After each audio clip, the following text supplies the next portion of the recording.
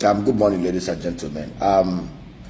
Leadership in Nigeria has been thoroughly abused at most levels and tiers of government because those who purport to lead us do not understand and appreciate the responsibilities, the obligations, the humility, the empathy, the compassion that goes into being a leader who is at the mercies and who is there at the mercies and on behalf of the people. It is also not well because the majority of Nigerians do not actually understand their citizens' obligation and role in keeping in check those who purport to govern them, or those who are either elected or who lead themselves into power and who are managing their resources. The utterances, the actions of some of the agents of the current federal government of Nigeria is so reprehensible and despicable. Special reference to Dave Umahi, the power minister, I don't even remember his name, and the leadership at Nigeria Regulatory Commission. You know, their attitudes, their conduct leaves a lot, is so despicable. See, Dave Umahi and the power minister and those at the NERC do not understand the fact that the resources they are managing belong to the people. Nigeria is not the private enclave or fiefdom of these men. This attitude of talking down on the people, this attitude of trying to create ethnic strife, to gaslight some ethnic groups because of the honest request and inquest of one or two people is not right.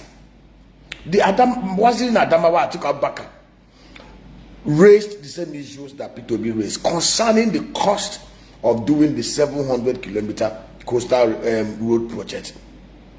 China did the same kind of project. In fact, the Chinese project was done over a very atrocious landscape. 204-kilometer coastal road project that cost the Chinese about $3 billion. In fact, you need to see the video of that road project to understand the enormity, the level of technology, the level of precision, the kind of hard work that went into that project. Over 50%, 55% of that 204 kilometers were passed through very atrocious deep waters and mountainous areas. Bridges, over 64 bridges, 64-kilometer bridges went into that 112 kilometer bridge over that 204-kilometer coastal road at a cost of $3 billion. And they were very transparent about it. Dave Umahi, you saw the way he tried to belittle the Arise, the Johnson Salami lady of the Arise. You saw the way he's talking. How can he accuse P2B of ethnic incitement for asking a question? Does Umahi understand that the $13 billion they want to blow away does not belong to them? Over 90% of the federal roads in Nigeria are in very deplorable situation. It is the right of Nigerians to know if Umahi is responsible, if Umahi really understands his role as a servant to the people. He should be the one seeking audience from one radio to radio station to that. He should even to explain in minute details how they arrived at the cost of $13 billion for 700-kilometer coastal line. There should be a comprehensive list of those that should be compensated, their details, and what the compensation is all about. All this level of opacity and haziness and lack of transparency are just symptoms of people that want to hide under bullying the people to be able to commit their last enemy. Enough of this rubbish. This country is not a banana republic. Even if it's a banana republic, that banana plantation is owned by people. It does not belong to Umahi or those that he serves. People must be accountable. There should be a website open for this project. 15 trillion naira is more than 60% of the current budget. There should be transparency. There should be accountability. There should be a website open where people can go and see in details. Umahi should be willing and ready to answer questions every minute of the day on how they arrived at those numbers.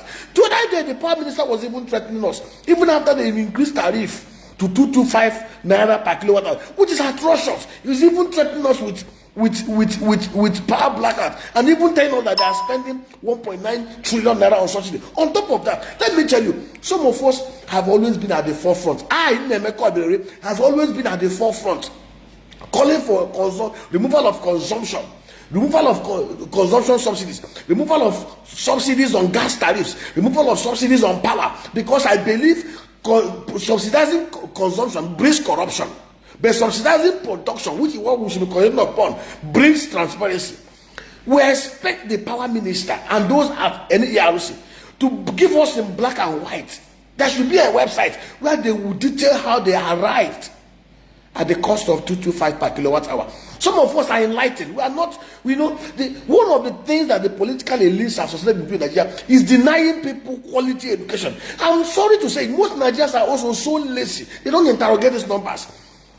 Some of the sources of power generation in Nigeria are hydro, thermal, gas, and there are major sources of power. And if you look at it based on current technologies, the cost of generating a kilowatt hour of power using any of these aforementioned feedstocks is not more than 16 naira per kilowatt hour. It's 5 cents or even below. The cost of generating, transmitting, and distributing power in a very transparent framework cannot be more than 165 to 175 naira per kilowatt hour.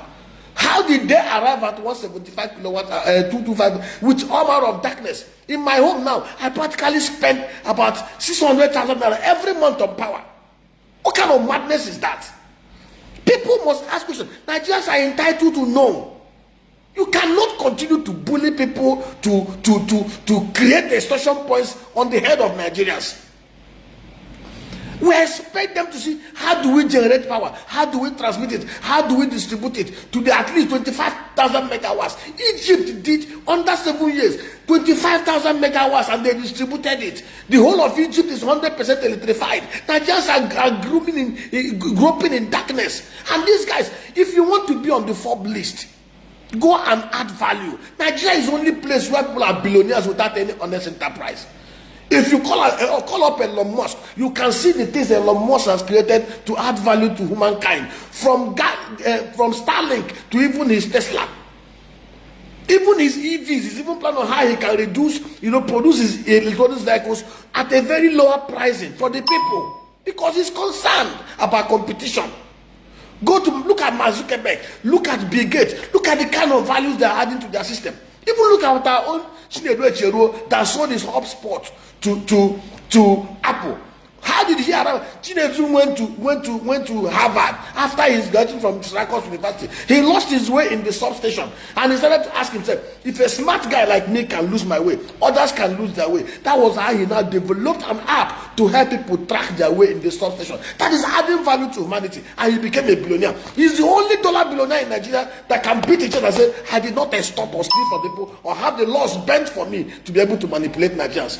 We should be talking about wealth creation involves adding value to people. It does not involve criminal from people, stealing from people, and destroy the mass of 217 million people just because you want to remain on the FOB list.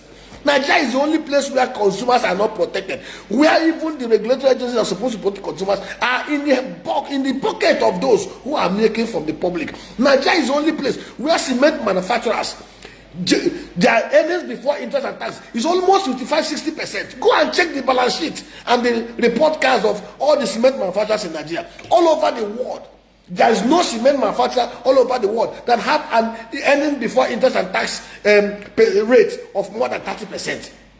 And we condone this madness. We allow it because we have government and agencies of government who are not responsible and are alive to their roles and duties.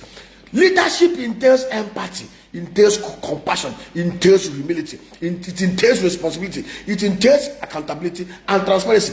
Dave Yomahi and the rest of you, Nigerian is not your fiefdom. We are not your servants. You are not feudal lords. You are our servants, and you are accountable and responsible to us. If you want to be an emperor, go to set up your own private business and let us see how you survive stakeholders. Thank you and God bless.